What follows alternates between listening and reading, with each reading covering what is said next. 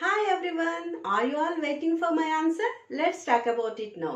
మనం లాస్ట్ వీడియోలో మాట్లాడుకున్నట్లు రమ్య గారికి ఉన్న ప్రాబ్లం ఏంటో తెలుసా? Over thinking.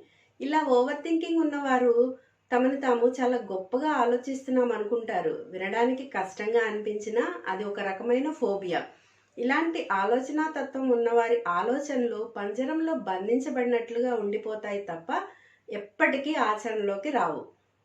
మనలో కూడా ఎవరైనా ఇలా ఆలోచించేవారు ఉంటే ఒక్కసారి మీ ఆలోచనలని పాస్ చేసి ఇలా అనుకోండి, నా ఆలోచనలు నేను ఎందుకు ఆచరణలో పెట్టలేకపోతున్నాను, నాలో ఉన్న భయం ఏమిటి అని అనుకోండి. నిజానికి ఏ మనిషి ఏ పని ఎటువంటి తప్పు లేకుండా పర్ఫెక్ట్గా చేయలేరు. మనం చేసే తప్పులే మనకి గుణపాఠాలు అవుతాయి. కాబట్టి నువ్వు ఏ పని మొదలు పెట్టాలనుకుంటున్నావో అది ఇప్పుడే మొదలుపెట్టు. Don't wait for perfect. ఈ వీడియో చూస్తున్నప్పుడు మీకు గుర్తొచ్చిన వారికి ఈ వీడియోని షేర్ చేయండి. ఇలాంటి మరిన్ని వీడియోస్ కోసం నా పేజ్ని ఫాలో అవ్వండి. లాస్ట్ వీడియో మిస్ అయిన వారి కోసం లింక్ డిస్క్రిప్షన్లో ఉంది, చూడండి.